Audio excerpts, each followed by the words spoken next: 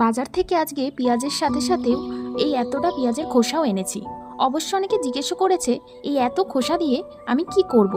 আচ্ছা তোমরাই বলো তো, এই পেঁয়াজে খোসার জল গাছেদের জন্য যে কতটা উপকারী তা ওদের কি করে বোঝায়। এটি ব্যবহার করলে গাছের কোনো রকম ক্ষতির সম্ভাবনাও থাকে না। আর এটি সম্পূর্ণ একটি জৈব সার। এই সারটি সব রকম গাছেই দেওয়া যায়।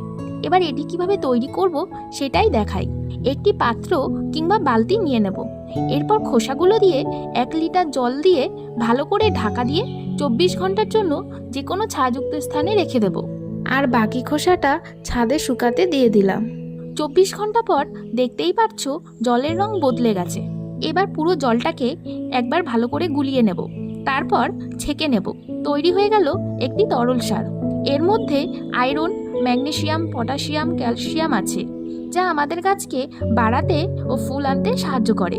গাছের গোড়ায় দেওয়ার জন্য এর সাথে আরও জল মিশিয়ে তারপর পরিমাণ মতো গোড়ায় দিয়ে দেব।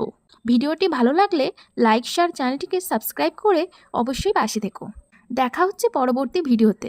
আজকের মতো টাটা।